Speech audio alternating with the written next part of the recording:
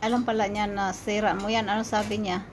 Ha? Ano sabi ng lalaki mo na sira yan? Sabi niya sa akin may putol ba? Sabi ko wala. Sabi niya hindi, na ano lang yun dito. Sabi niya, ayun o. Ayun siya. Sabi niya sa akin, kung hindi mo kaya, picturean mo. Picturean mo para sabihin sa'yo kung ano gawin mo. Marunong siya? Yung lalaki ko? Hmm? Ay, oo. O ba't hindi mo na lang siya pinapunta para hindi na magbalik-balik? Galing yan siya ng trabaho. Ang lalaki ko, pagod. Dalawa kami ni Lisa, marunong kami ano dito.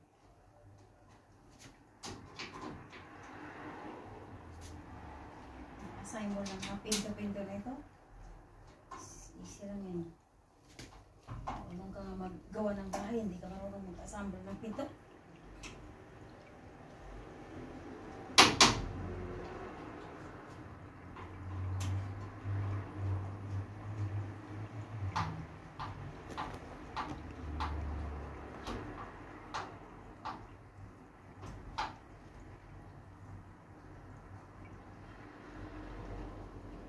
Ito kailangan mo ng 2 tornilyo.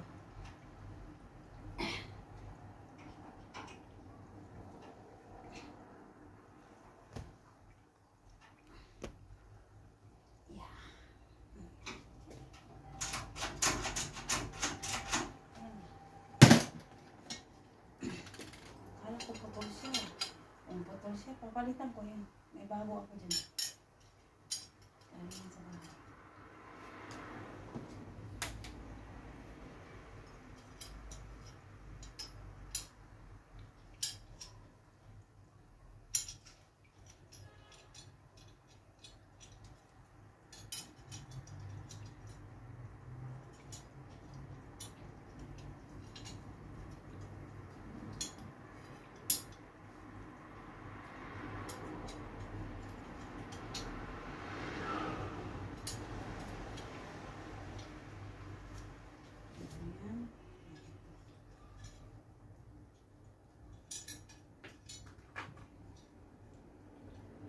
Yung kapitbahay mo na yun, wala rin yung walang tsuga yan.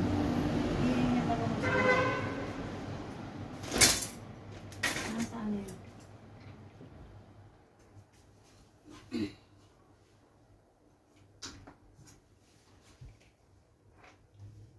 Hi! Nasaan na yun?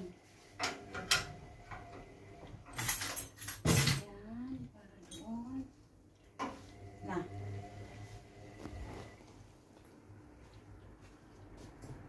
Kailangan ko yung gel dyan eh.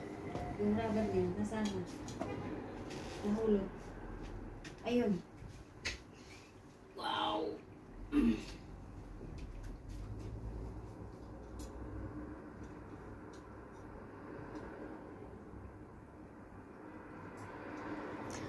Anong pakialam ng mga kapitbahay dyan? Eh, hindi naman yan sila gumagawa. Pag sila mayroong ipapagawa, tumatawag naman yan sila ng talagang tagagawa. Kasi nga, sa buhay.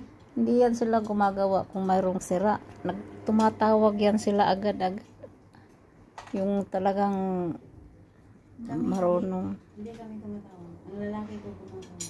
Ako gumagawa. Si Lisa ganun din. Hindi yan tumatawag. Hindi kami tumatawag. Kaming gumagawa. Si Lisa gumagawa ng pinto. Nagdidikit ng lock. Yan ang mga buhay namin dito sa abroad.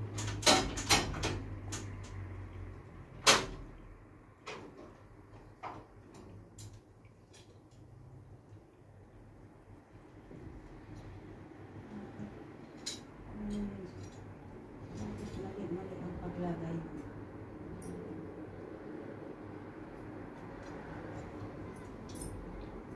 Nasaan ang rubber? Ang mahirap ang rubber na ito.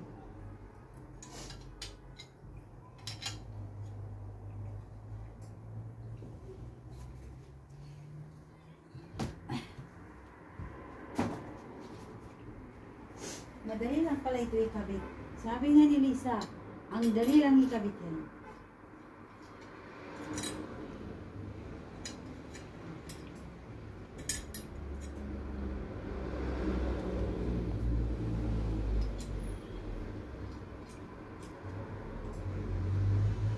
Kasi kung tatawag ka pa ng gagawa, maniningil pa yan sila ng ano, ilang dinar sa'yo.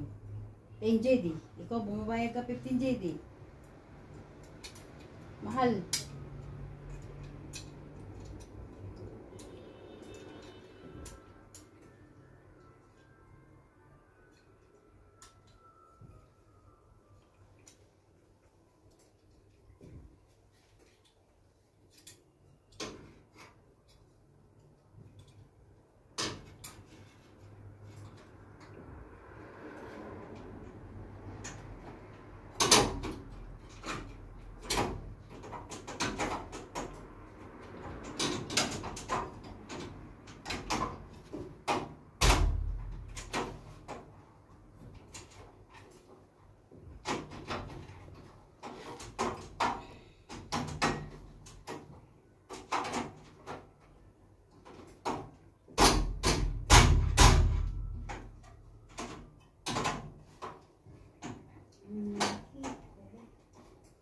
Ilabas ko natin yung titi.